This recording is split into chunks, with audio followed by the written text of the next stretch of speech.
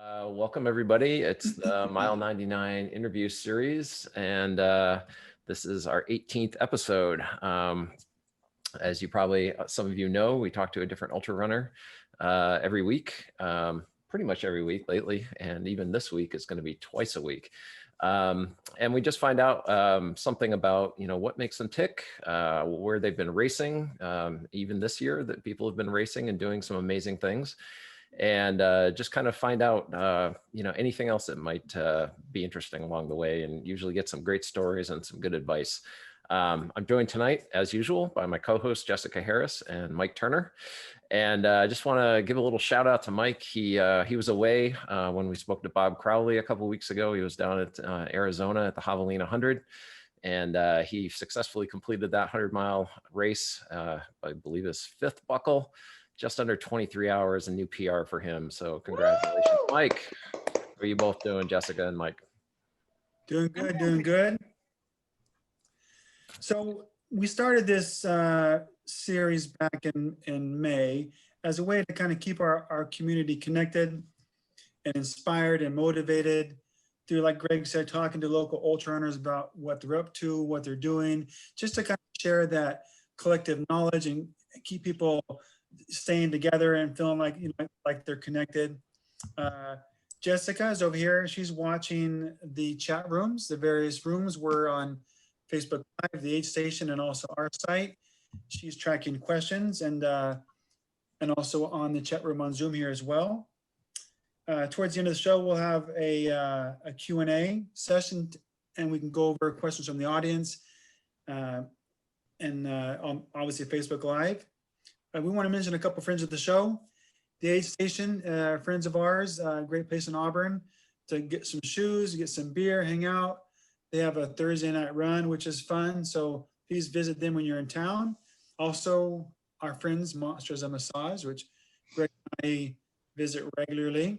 They save us from getting all those demons out. So please visit them in Newcastle as well. Great. Well, thanks a lot, Mike. Tonight, we have a really special guest. His name is Bruce Nguyen. He is a recent finisher of the Moab 240 race. And some people may have heard the saying lately, 200 is the new 100-mile race. Candace Burt, she's a race organizer, lives up in Washington State, and number of years ago, she started organizing 200-mile races. 100-milers are tough. 200-milers take it to the next level. And right now, she's got the Bigfoot 200, the Tahoe 200, and the Moab 240. And unfortunately, with the pandemic, Bigfoot and Tahoe were canceled this year, but Moab still ran. And so Bruce and a bunch of people, crew, pacers, and whatnot, went out there to tackle this amazingly long race out in Utah. So we have him tonight. Let's bring him in. And he's also joined by his friends Michael and Jennifer, who crewed him and just kind of kept him moving all the way to the end of this race, which took him over 4 days. So just an absolutely amazing effort. And we want to welcome Bruce tonight. So thanks a lot for joining us. Hello, guys. Thanks for having me. Appreciate you guys having this the Mile 99 podcast. It's very informative, and I'm happy to be here.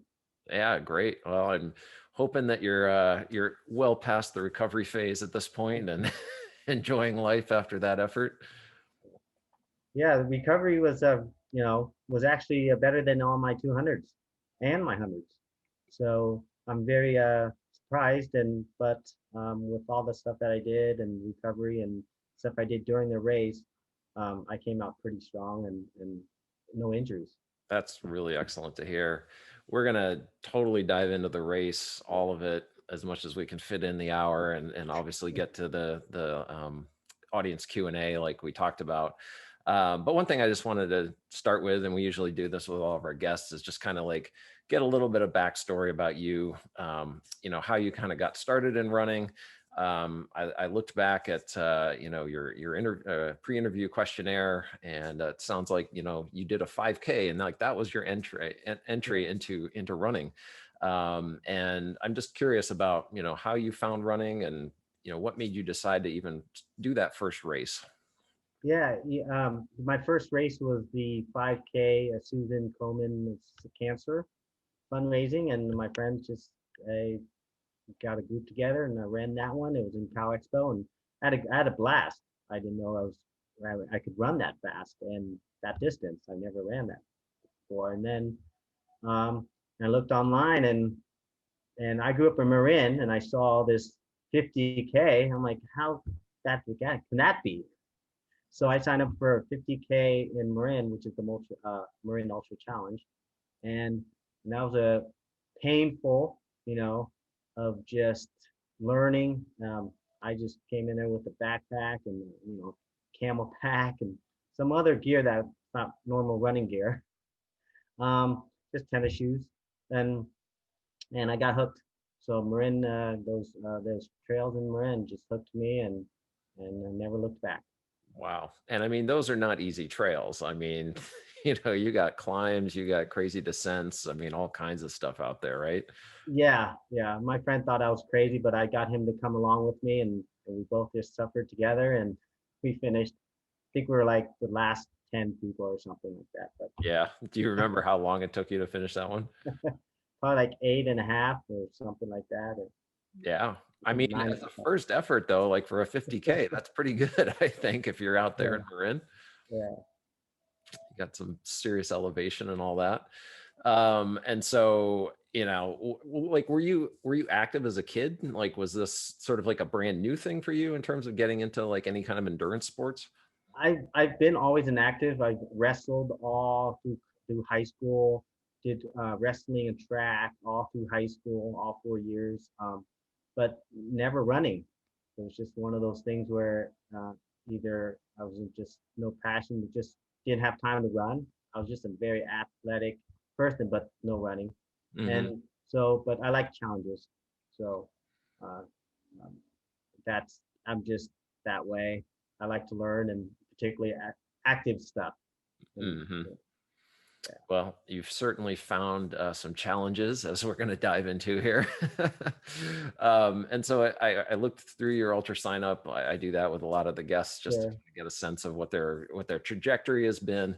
And it does look like, I mean, you went from that 50K distance, you ramped up to 50 milers, 100Ks, and then 100 milers, like within a couple years, I would say, so or 8 years so. total. Yeah, 8 years So now. so that's a pretty, like that's a pretty good upgrade, I would say, like in a fairly short amount of time. Did you feel just like this just is like a natural activity for you, or what prompted you to kind of keep going up in those distances? Was it just like you said, the challenge? Mainly it the challenge, but the community. I just like being out there on the trails.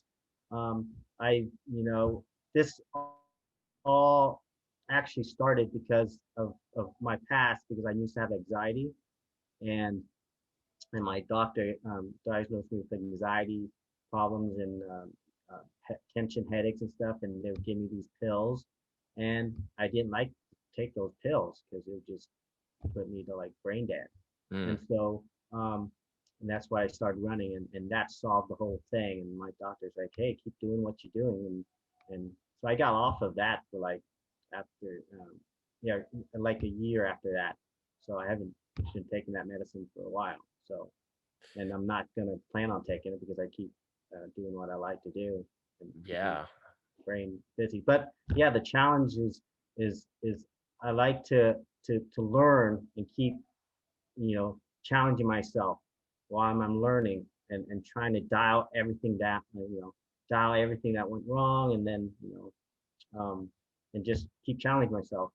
And I'm there because I like to run races and meet all these new people.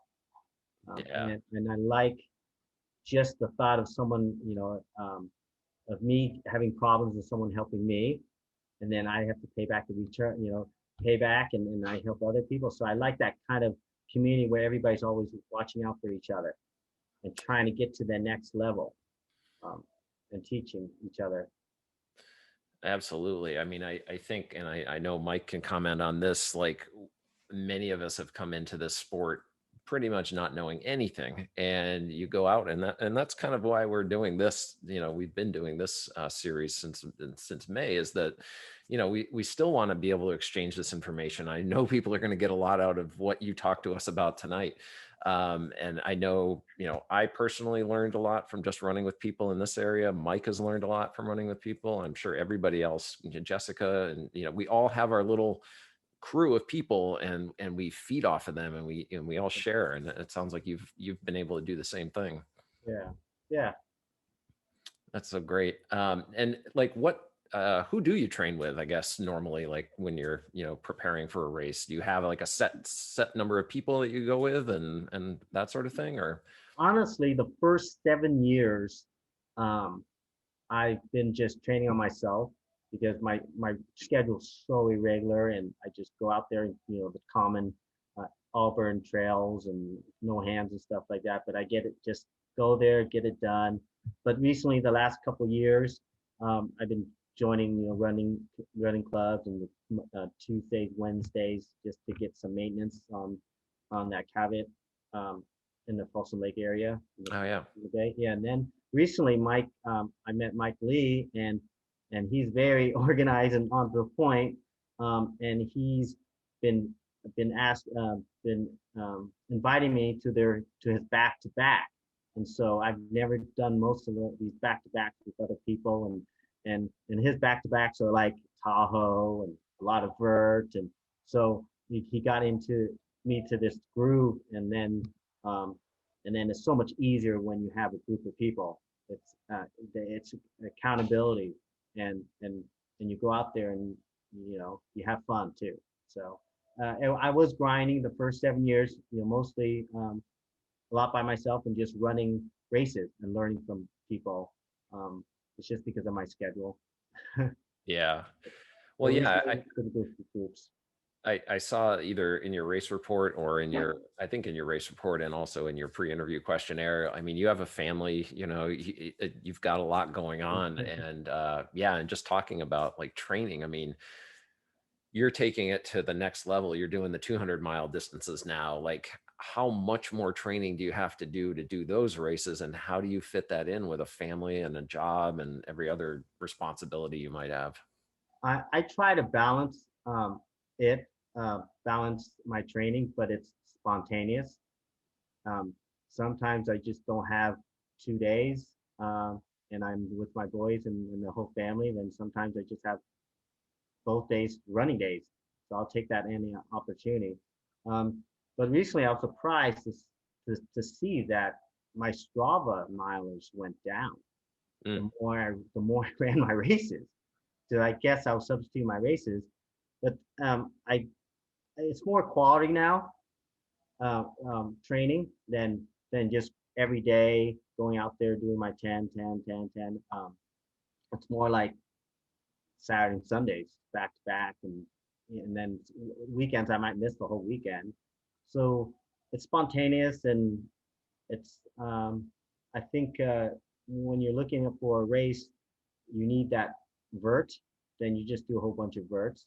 Um, if you're doing the high mileage and multi races, then you work on the sleep deprivation and the planning, um, and I just use races to help me be successful. Yeah.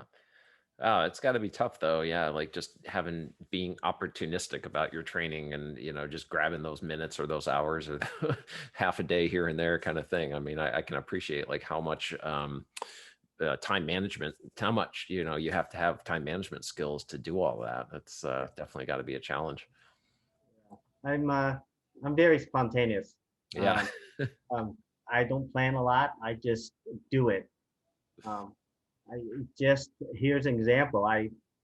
Me and Mike have been planning to do the Tahoe 200 since it got canceled, but we had a plan to go around the whole lake and do the TRT 171 Mhm. plus the 30 some miles or 29 miles, and then all that blew up with the whole Tahoe Basin closure um, during the smoke, Right. and so we scrambled trying to figure out which trails were open, and they end up closing everything, and we basically gave up because we tried to do some repeat somewhere in Tahoe, but it was everything was closed. And then we found out the Spooner area was open, and but we didn't know for sure what was open, where we can go. Um, so we kind of just say, hey, we'll just leave it, and we gave up, and it was just no point. And then that Friday, I went to go train, and I just got really bummed and wanted to go training in Auburn. And then I'm heading to Auburn, and I see all the smoke, and there's just no way. So I said, I'm going to turn around and I'm going to go to Utah. This was my mind. I was just because I saw the Wasatch Mountains were open, and Yeah. I even Facebook people said, "Where's the water stations there? Where you can get water creeks and stuff?" And I just turned around and I said to my wife, I said, "I have a week of vacation. What am I gonna do?" So I'm gonna go train or run my 200, whatever I can do in Wasatch, and so I turned around, packed all my stuff, and just started heading west.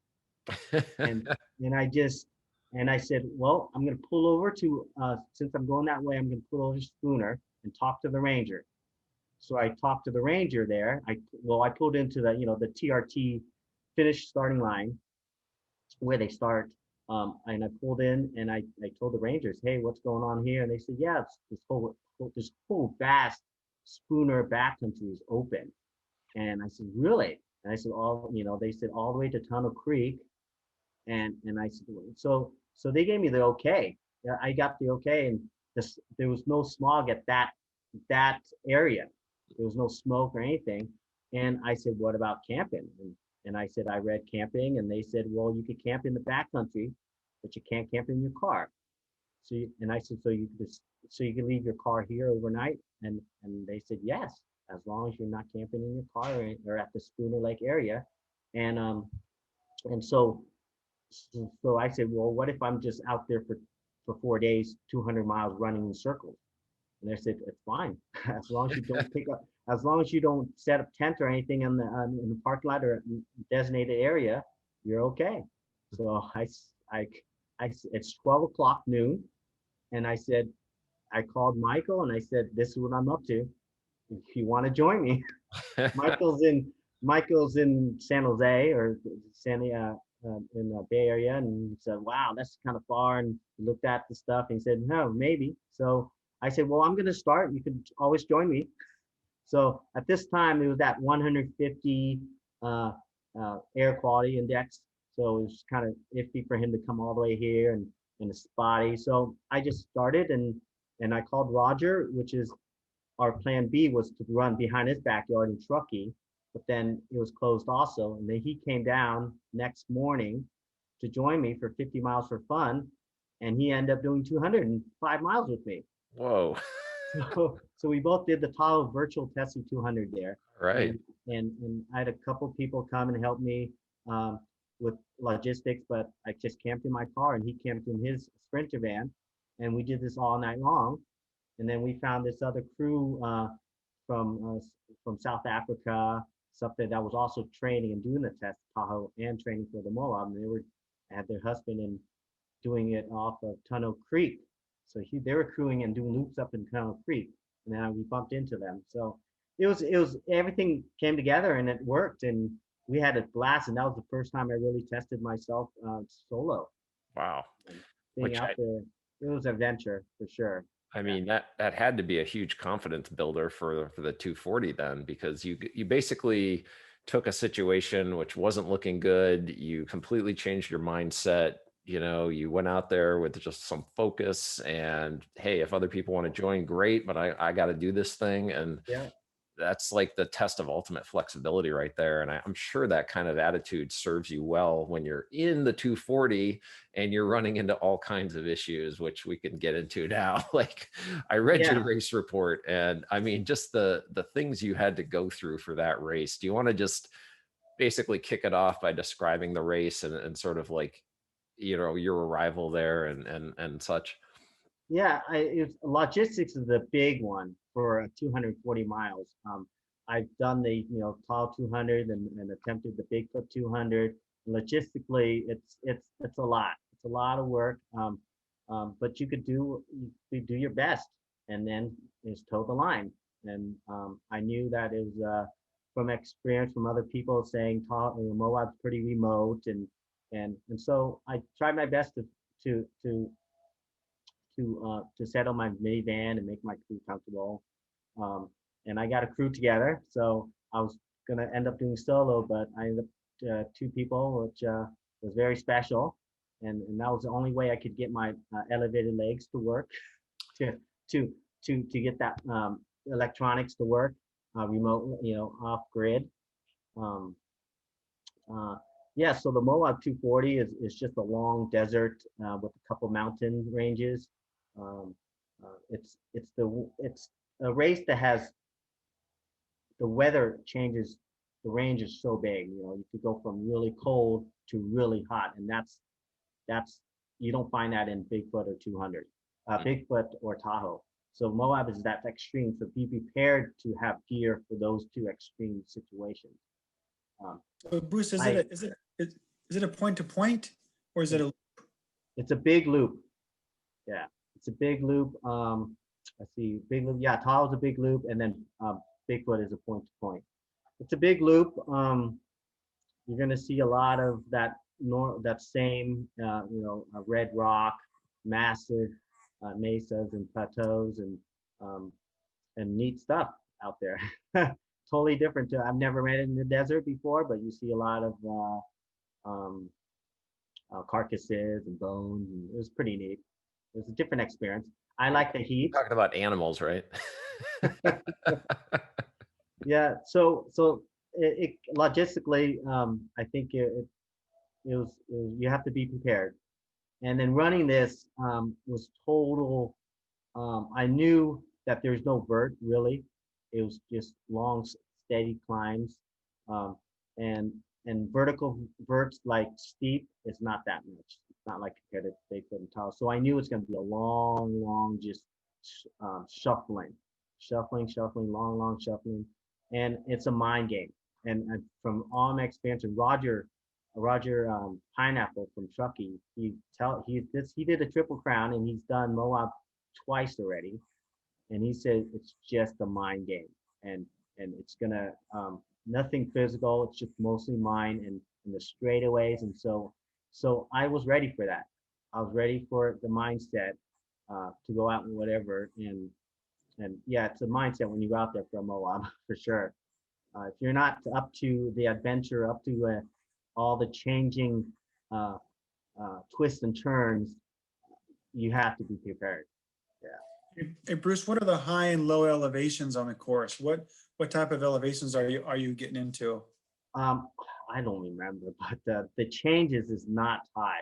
It's I think it's like 4 to 9, but the change, um, you're not at 9 all the time, like or 7 to 9 like at Tahoe, but you're more at the lower 5 to 6,000, um, and then you have to just keep flying and then you go back down. But you're not ever that high for a long time. So it's not elevation is not a factor at all at this race. Um, it's just the heat and the change of weather that we had.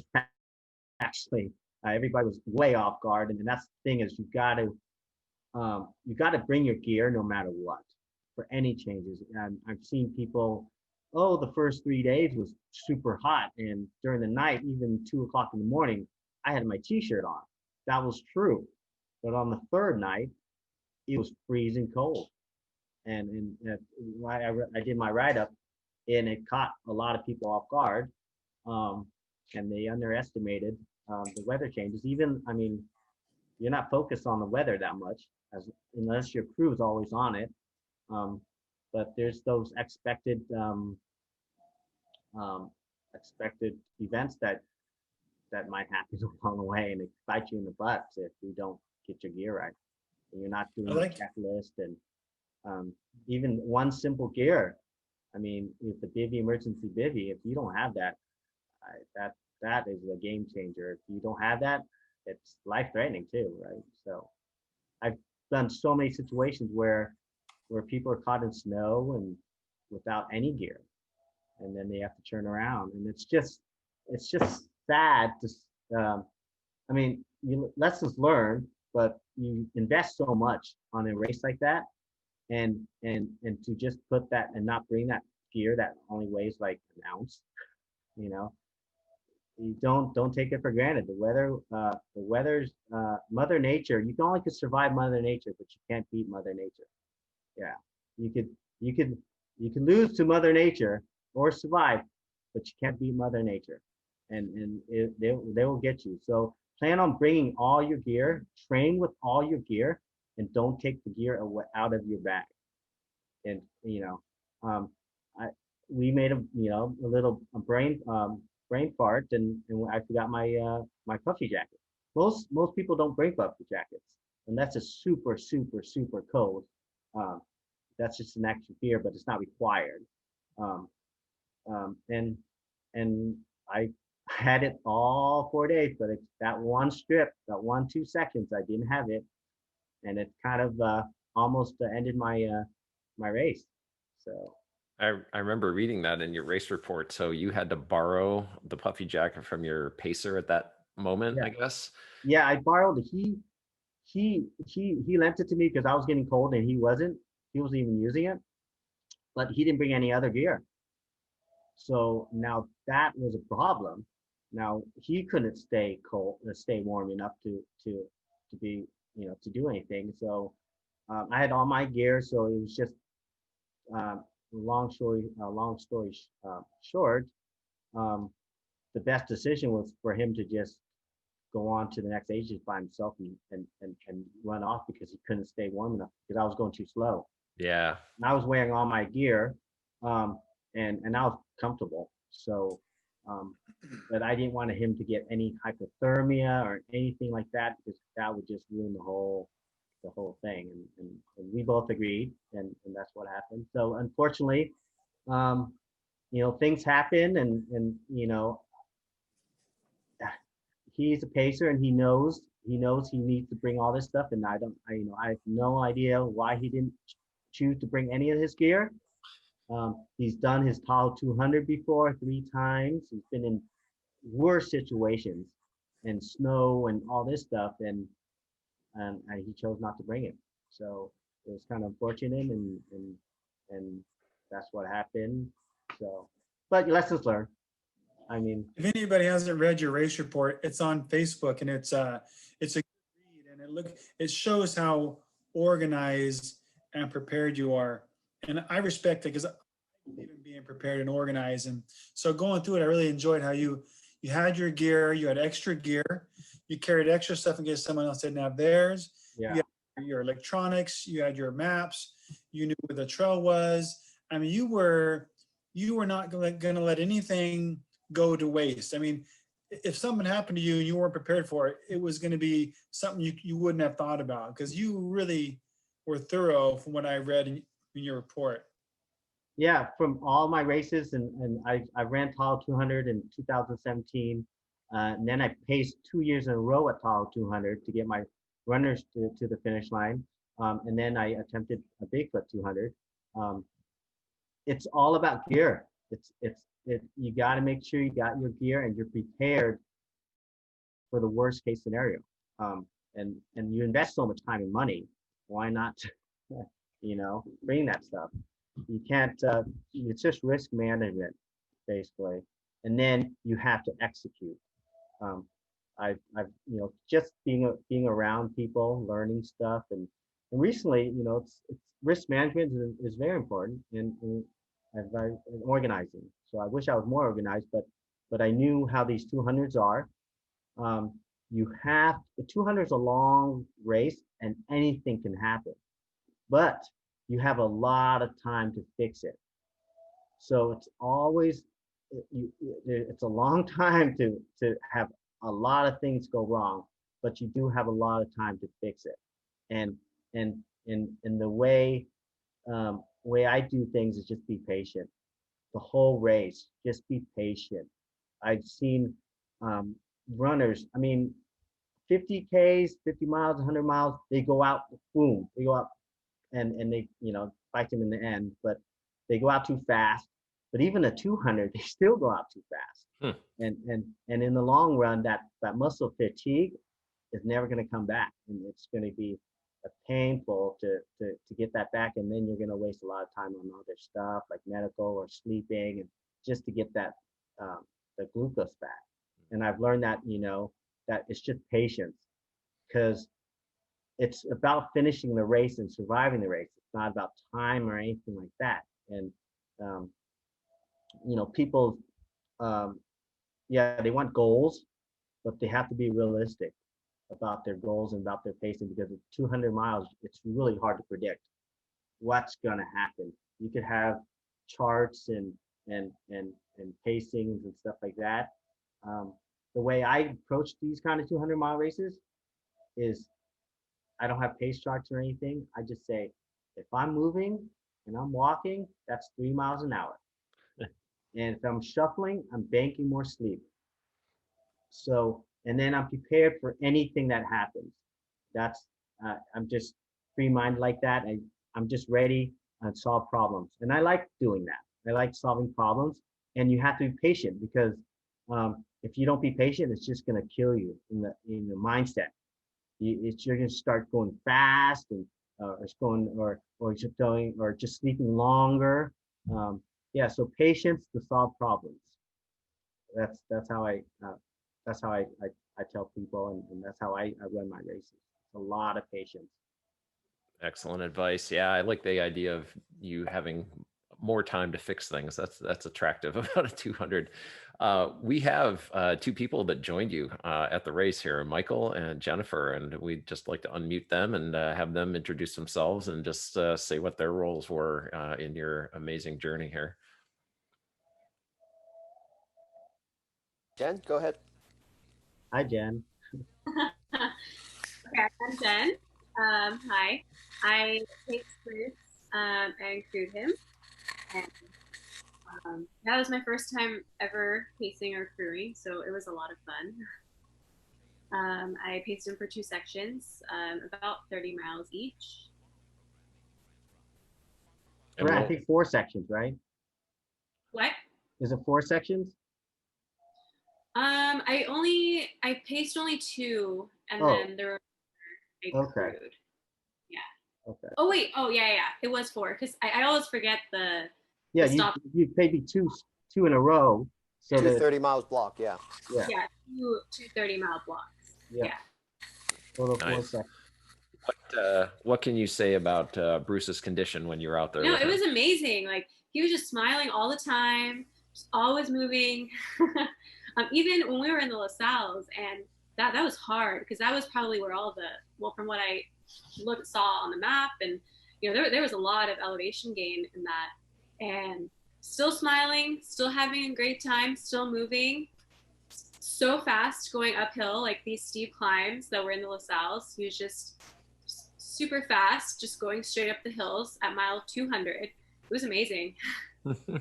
Nice. And now you also crewed him at the same time or I mean, not at the same time, but like when you weren't pacing, you were also crewing? Yeah. And what kind of challenge was that? The biggest challenge was getting from place to place, because everything was kind of far apart. So I would, I'd be pacing him, and then we'd get in around like midnight, and then I'd have to get to the next spot that I would meet them at, and then I'd still, sometimes they'd be these super windy, narrow roads, and maybe it wasn't safe to drive at night, so I'd have to have enough time to sleep, and then get everything ready, and then be ready to meet them at the next aid station and get there on time. Make sure I get there on time. So that was probably the biggest thing. And then also having no service at some aid stations. That was pretty stressful. Yeah, I was just going to ask. I mean, I can't imagine the cell coverage out there is great. Well, I had an InReach, and then Bruce had an InReach, so we would talk to each other sometimes on the InReach. But, there were, I think, maybe 1 or 2 nights you didn't have the InReach, or we couldn't get in communication with each other. But having that was really helpful. A lot of the aid stations, there was no service. Yeah. Wow. And so, Michael, what were you doing while Bruce was out there? What was your role? I actually was crewing a different runner, but we are the two. My runner and Bruce are actually pretty much the same pace. So as such, we end up getting into the same 8 station pretty much almost the same time. Either the one runner will come through, and then the second runner is not far behind. So I end up always sticking behind and helping out wherever I can. Um, I was going to add one thing about the difference that why the gear is so important in this particular in 200 milers is that the distance between the 8 stations are generally a lot further compared to a traditional 100-mile race where you may have like a 10-mile, 13-mile be the longest. Here you can easily between an 8 station can be a 20 miles to 25 miles would be a bare minimum. So when you are in a situation like when we were at Tahoe last year, Tahoe 200, I was pacing my runner, and between a 10-mile block, 10-mile section, we ran into snow because we're climbing up into high grounds. And it starts from rain as you go higher, and because you got soaked, when you get higher, it get colder, everything becomes freezing, and you never warmed up again.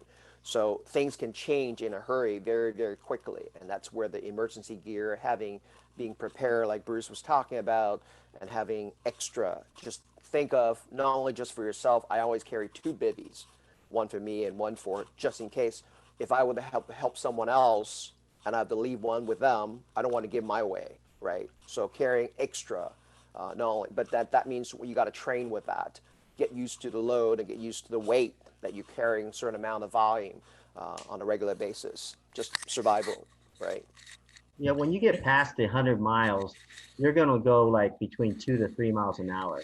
So at a 20-mile section, that's 10 hours. Mm-hmm. So you might think that you start during the day, but you end up at night and to get into the aid station in the middle of wee nights. And yeah, so the temperature change could drop dramatically because you thought you started at noon and then you end up at midnight to finish the next section. So that's why it's critical to bring all the gear. Candace requires to bring all these gears, but uh, it's supposed to be checked, but it's you're responsible for your own safety and your crew's safety and everybody's safety too. Yeah. But Can't check to Bruce, everybody, but that's just a rule of thumb. Just bring all your gear, train with it, and then there's no excuse not to take it out. And here's a trick I do is I wear that. I work at a desk, so I wear my back all day long for a whole month before Whoa. just to get used to it. And I'd go into meetings and do my job. I was like, why are you wearing that? Well, I need to wear it to get my. And so each time I go to the aid station, it feels so heavy just holding it. But then when I put on my shoulders, it's just better. I don't even feel the weight anymore because I'm so used to that weight. And that's how I get by. It's just work on it on Wow. my desk and stuff like that. an All extra right. point, an extra point that I want to add as I crew my runner as well as pacing him the last 40 miles. And something to consider as a pacer for a longer distance race of such, is that you have to be prepared that as a pacer, because just because I have fresh legs, they are at 200. I jumped in the last 40 miles. My runner had already ran 200 miles. So there's a maximum speed that they can go at that I can't push them further. So sometimes I might do the math and say, all right, well, 40 miles is going to be, well, 20 hours. Doesn't work like that because by then they're sleep deprived, they're fatigued, they have different issues, blisters. And so you might be actually out there a lot longer than what you anticipate. So you need to make sure that you stay warm and you can take care of yourself so that you're not a liability to your runner, right? Hey, Bruce, I want to get into your race report a little bit in the middle because I really enjoyed reading it. Especially, I want to hear about the story about placing shapes of rocks on the trail in front of you, and then you're calling your friend and Truckee. Maybe go through that because that's just a story. So I was laughing so hard. I had a great time in that section. I knew the dangers of it, but because I'm experienced with my Tahoe 200, so with the 200 miles, I was so so so Charles, my pacer, he didn't have the gear and he was so cold that I just tell him to go forward. So I was left by myself the last like 6 miles to get to the station. But it was the longest straightaway. Everything looked the same in the middle of the night. The stars were beautiful, and I was just walking along and just kept moving forward. And then I'd get these weird doubts in my mind. So here's the mind game, right? So I was prepared. Hey, something's going on. I realized that that my mind is playing tricks on me. Um, so everything looked the same, and I'm moving forward. But really, am I really moving forward? I've read a lot of race reports and people going in loops and just dreaming or hallucinating, and so I just had to play this game back on myself and have fun with it. So to test that out, I take these gravel rocks and on this dirt trail, I'd make them into shapes, arrows, diamonds, or whatever that I could recognize. If I had passed it again on that same path, that means I am going in circles and I'm doing something wrong. So I put in these shapes on the ground, and and I was like, good idea. So I'm just going along, and then I'm staring at the floor trying to look for it, and I started imagining that they are there. So that was funny because as much as I wanted to see, didn't want to see it, I was imagining I placed them down, and so I was seeing them everywhere. And so I was doubting myself again, and I started, hey, let's just have fun. Let's just call someone and see, uh, and see. So I immediately call the person that I that would understand what I'm going through, that could be reachable. So I call Roger Pineapple's wife, Lori. The great couple. I see them all the time in the 200-mile races, and they've helped me before, and they brought him in before during races, and they helped me. So Lori picks up the phone, and I tell Lori, hey, I'm by myself out here, and it's cold, and I'm not sure. And I forgot my jacket and stuff like that. And hey, could you have someone get me a jacket? But she also told me like, you'd be disqualified, right? And said, yeah. Um, so I asked her if she could check. So she went online, she checked, and I was moving forward, and she said, yes, you are moving forward, and it's like 4 more miles ahead, uh, and just keep moving forward. You're doing great. You're doing great. And that she reassured me like she always does. I called her before and Tahoe 200 Tessie that I did with Roger solo, and she's always picked up the phone and tracking us. So I get off the phone, and I was confident that I'm going forward, and I just need to keep moving my legs forward, and but a minute later, I'm just like, was I on the phone with her? So it came back, this doubt and this kind of hallucinating state came back, and I'm staring at my phone. I say, well, I dialed it, but am I hallucinating all this stuff? So I had to make that call again. So I called her back to make sure that I wasn't hallucinating, that I was calling her. And she said, yes, you were talking to me and you did dial, and yeah, so I had a great time on that section, even though it was cold, but I was fully aware of where I was. I did have enough sleep and stuff like that. I wasn't to the point where I was seeing animals and stuff like that. So that's when you really, this was just isolated, tests for me that I had fun doing it. That's great. I was cracking up reading that part. Yeah. Also your race report near the end, I think it's really valuable. You go through a list of things that went right and things you do differently. If you want to quickly go through some of those things that went right, and maybe some of the things, a lot of us here have done ultras and hundreds, and 200s are in a lot of our future. So it's nice to hear what you would do differently and what was right. Yeah, um, organization. Make sure you're organized and stuff like that for your crew and yourself. Um, you can never go. The more organized, the better your race will come out. That's just risk management. I wish I was more organized. I loaded my van with just overload of just stuff, and now I realize I did pack a lot, but I was always having plan A, plan B, and stuff like that. Um, uh, so more organized. Um, also, pacing and crewing. So this is a lesson that I've learned, that it was okay to have these kind of stuff during a shorter distances, but I've realized that pacing and crewing at the same time is a tough job for a long 4-day thing. Yeah, regular races, 100 miler. Yeah, they could be sleep deprived for one day, right, for one night. That's fine. They could still be functional.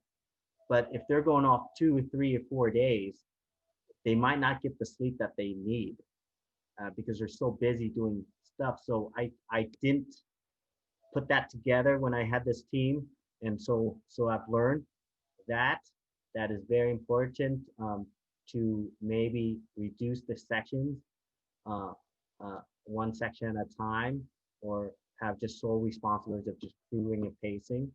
Um, no matter what, how much their capability is, it, they might be so busy that they can't get the naps in, and you don't know that because you're running your race, and you're not logistically evaluating them, if if they're capable. So that's a risk management that um, that you need to figure out. And I've learned that a 200-mile race, yeah, reduce your pacer responsibilities, maybe reducing the crewing responsibility and have more crew. I was on thin crew, right? It's a minimum of 2 person to leapfrog, to trade the car and trade off. So Jennifer did a great job. She's never done anything over 40 miles, I thought, running and stuff, and she ran a lot with me, and she crewed while pacing too. And so I give it up to her, um, for making this trip happen, because it could have been really more stressful for me. Um, Yeah, and let's hear so, from her for a second too about that. I just want yeah, to get a little more into like what she was going through, like switching between crewing and pacing. Like, how was that transition for you? And like, were you able to get enough sleep and, other things that were going on behind the scenes? Yeah, I did. That was something I made sure of. I'm not very good at staying up overnight. I haven't done that in so long. And there was one section where I thought I was going to be pacing overnight. So I definitely made sure I was sleeping so that I could be awake while Bruce is sleepwalking or sleep running. Um, but yeah, it was a little stressful. Just making sure that we slept enough and made sure we had everything ready, made sure we got to the aid stations on time. But it was still such a great experience, even with all of that. And that may inspire you to do some longer distances at some point. No, we talked about it the whole time. Yeah. We did start planning like everything. Yeah. Oh, yeah. I mean, you've got so much time when you're out there pacing somebody. Yeah, you can just kind of let your minds go and figure out what the future holds. That's cool. It sounds like it was a great experience for you, and that's really positive. And I mean, I'm sure it helps. Obviously, it helps to have somebody out there with you, Bruce, as you're, going into some of these sections. I know that. I mean, I've heard of, and I think you alluded to in your trip report too, or your race report, that there are people out there that do these things essentially solo. Is that true? that because of COVID, that a lot of people did solo for Moab 240. Um, they because their crew and stuff didn't want to get into that situation with a lot of people. It's personal stuff, but a lot of people did solo. So it was a record 60 drops for the first section or something, first 2 sections for first day. It's just because of the heat and all this stuff, and I wasn't sure everybody's yeah, it's just a no. A lot of people, yeah, I don't know what was the circumstances. Everybody had their own issues, but it was a record drop. So um, the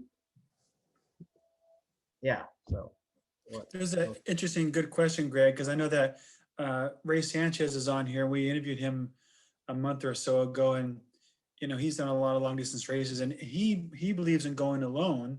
And I'm just trying to think about. I guess it's a personal preference of, because if you have crew, you could be stressed out. It could give you anxiety.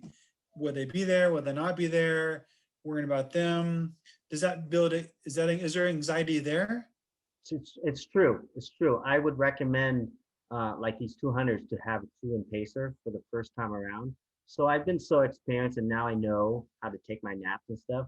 So my next goal would one day I would like to do a 200 solo, just to get that different challenge with the different dimension of this feeling to be by yourself and self-supporting such a long. And I did actually did Tahoe 200 Tessie like that. So I like that, being out there, being really afraid for my, being afraid but in control, right? And taking care of myself. It's just a whole other dimension when you're out there by yourself and knowing that there's no one out there that's going to help you wake up. That's a big advantage is these trail naps. A lot of people have these anxieties that, oh, I'm never going to wake up. You know, I need to just nap for 10 minutes and I wake up an hour later for missing cutoffs. And that's what happens. Also, it happens on crews too. Crew would forget to wake you up too. I've heard that stuff. Yeah, but it's so important for the first 200 miles if you're doing it. Get that pacer and crew and get that sleep nap in. And I think everybody's um, learning that trick now is not the big long sleeps, but it's the trail naps that will help prevent the hallucinations and will help prevent you from doing that zombie or that slow half mile pace. Is because you start thinking I'm moving, but you're not moving fast. And that's what I was happening at the earlier years when these 200s they were just pushing their body because they were thinking I'm moving, I'm moving, I'm moving. I've learned that uh, taking a 10-minute nap and moving 4 miles, 3 miles an hour, walking pretty fast, than stumbling for an hour going half mile an hour. So you don't get really nowhere and you're suffering. So um, here's a side note: was my Rio de Lago last year. I did my PR with an hour of sleep, a total nap time during a 100 miler. So because my other 100 milers, I'd just be stumbling in the middle of the night, going half mile an hour, and but now I've been taking naps and I'm zooming past everybody because they're stumbling on a 100 mile. So that uh, was evidence that sleep cat naps work. That you're So more one of our questions from Facebook from Lisa is she was asking, what is your sleep strategy during the race? And so you're talking, do you have an actual like every hour I take 10 minutes or is it kind of by feel? Can you talk a little bit more about that? every race is different because you don't know when you're going to come in and how long it took and why your tiredness is, your fatigue is when you get into that. Uh, it seemed like Moab was like every aid station after the sleep station was a 1 hour sleep time, and then in between the sections I had like 2 to 3 naps, 1 to 2, 3 naps to just keep my insanity and my hallucinations on track. Um, that's for Moab. But Tahoe 200 might be different. I might take a whole bunch of cat naps and then take like 90-minute major um, after major climbs or major aid stations. It's adapting, but I think that strategy is good for me now. It's just this 1 hour. I might even do that for the Bigfoot and Tahoe. Is 1 hour naps and the cat naps. But it's basic time management too. Right? You don't want to spend too long. Depends on how much cutoff time is. What kind of Moab 240 I think is the easiest out of all these three. But that's my preference. it's just a longer time to fix problems. It's a longer time to get in trouble, but overall, the cutoffs is really generous. Awesome. And so Lisa was also wondering, kind of switching gears a little bit about your training. What's your highest weekly mileage when you're training for a 200? Not necessarily Moab, but kind of. Yeah, I think I averaged Strava. I averaged like 20 miles a week. Wow. Yeah, it's not. I was very stunned that I was averaging actually less than that. I think I was less, but I have to look at it again. And I posted on Facebook. I said I don't understand, you know, but it is. I think it's quality and going into being prepared. I'm a slow runner. I'm in the back of the pack, kind of like I've graduated to like the front of the back of the pack for my 8 years, but I've always struggled ever since I started. And I'm not a fast runner, but I make it up through logistics, my time spent at aid stations, my blister management. So I see, I just carved down my time is just because all this risk management and all this stuff is to help me look faster. But I think I've been always this speed. One note is I've done a lot of hill training now, so I'm very comfortable at muscle memory from my hills. So I used to hate hills like everybody else starting, but I've trained my muscle memory to just climb hills now. And you know, the coaches will tell you walk with authority, and that's what you do, and you just get that muscle memory. If you could do it, I don't train on flats or hills anymore. I just go hills. I just do hills is my focus because that's the pain cave, right? So if you get out of that, if you can comfortably go up hills, that reduces your pain cave, your stress level, and and and that's where I'm at. But also, I've recently learned that downhill is actually important too, because it affected my downhill and Bigfoot 200 because my quads wasn't ready. But my training is mostly just hills, um, repeats, a lot of vert. Um, yeah, because hills take time, and I don't have time. So I use my time just running hills, repeats. You got to fit it in anywhere you can. Yeah, usually I did that 4 mile loop that I always do on the training hill. Oh yeah. Too. But then I said I'm wasting my time going around the hill, the mountain, so I just go straight up and down. Up and down, up and down. Yeah, because It's efficient. yeah, you're spending an hour. You know, you can go up and down twice instead of going around. And so I think the roller coaster is the fun downhill, but I don't think there's a benefit for me, um, and because my time didn't have time, so I'd rather just do two repeats. So it's a lot of quality training. If you don't have the time, so it's the quality of the training and what you're And focusing then on. I have another question from Karen. She was asking how much night training you do and how do you train for the night? I don't do any night training as far as like adamantly, hey, I'm scheduled to do a night training. I don't do those night trainings. Um, I like running in the night, but if you just take naps, then you're okay. So you won't be sleep deprived, right? So if you take those naps, if you're disciplined, and you know, and you know that you're struggling, then just pull over, take a nap. And so doesn't night doesn't matter if it's during the day or night. If you could take naps anywhere, anytime, doesn't matter what day or time, because you know that you're in that state. You take a nap and you wake up and you're like good for another 10, 20 miles. Night training is not as important, but naps is recognizing that you're slower than you are. Excellent advice, I think, for anybody considering one of these, because it's just you just have to take a completely different approach than any of your other types of ultras up to 100 miles and whatnot. Patient, Yeah, patient. just yeah. So yeah, we're coming up to the top of the next hour, and but I did just want to briefly just to hear from Michael and Jennifer also about just what it was like to see Bruce coming in that final 2, 3 or final mile or whatever it was where you saw him, like what was going through your minds as you saw him after such a epic duration of a race.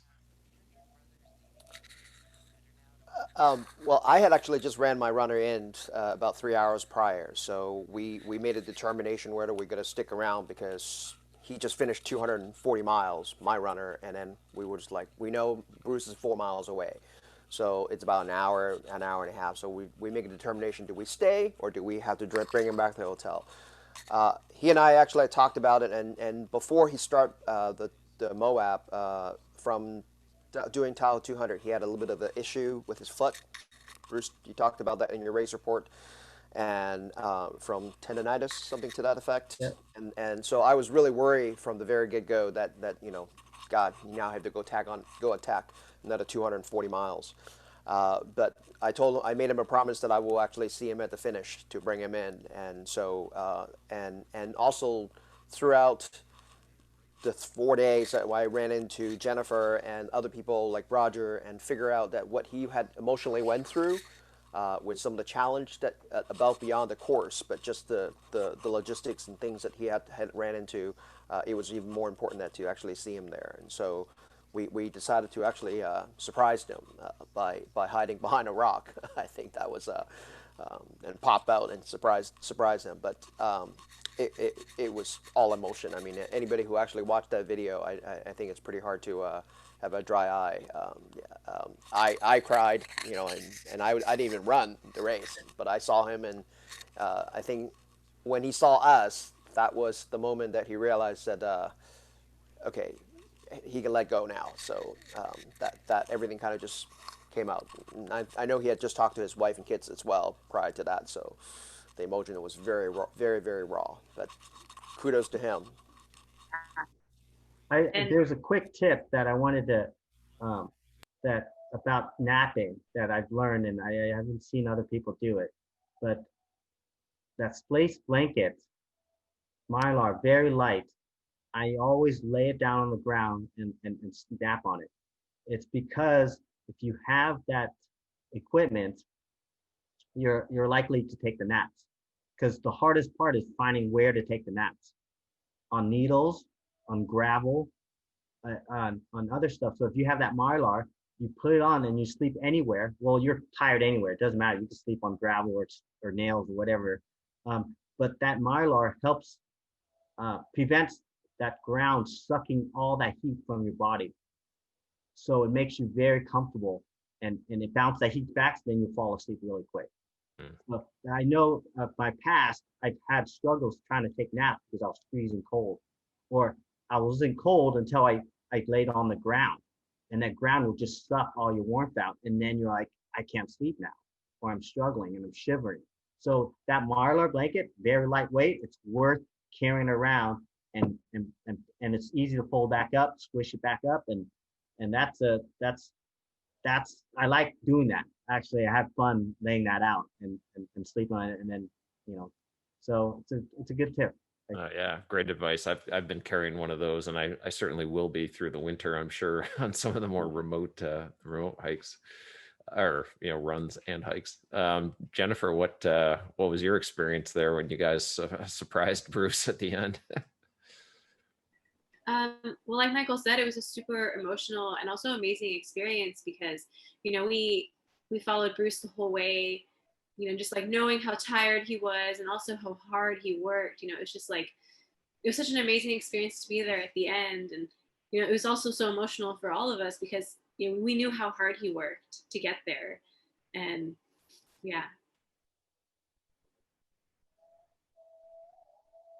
Yeah, another thing is I was never in this kind of state on all my 200 miles. I'm mental state, and I made an effort to be patient in all my races, and particularly this race, and also be waiting for any adventure, so that your mind's always waiting for this. Okay, what's going to happen, and so you're not surprised. So you want to be in that state where hey, I'm waiting for anything that's going to happen, and be open-minded. Perfect. And yeah, just having that mindset, I mean, obviously allowed you to push through every challenge you hit during the race, and you came out successful on the other end. So I just want to congratulate you, and I'm sure everyone else will too. Thank you so much. Job well done. Well, thanks so much, Bruce. Really appreciate all of your insights, just kind of describing what that experience was like. Also, Michael and Jennifer, thank you so much for joining us tonight. Really helpful. I always find it, and I think we all do, like really nice to hear the other side of the story, because everybody has their different perceptions of how the race goes. And it's great to hear the runner, but it's also great to hear the people that support the runner, because it's a team, and obviously it's a team sport, even though it's a runner in the race by themselves. So Yeah. thank you all so much. Just want to take a couple seconds here. First of all, it's Veterans Day.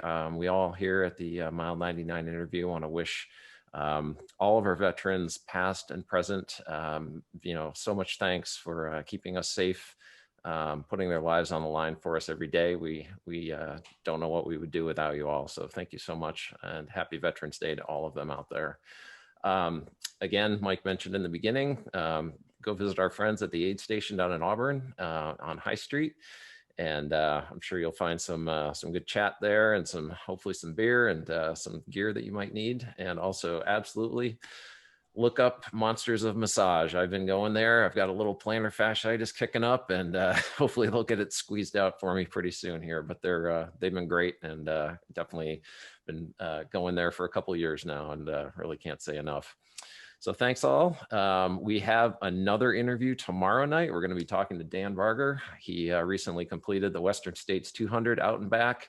Can't wait to hear what that 200-mile experience was like. And so join us again tomorrow night at 7 o'clock, and we'll be here live on Zoom. Thanks again, everybody. We'll talk to you soon. Bye-bye.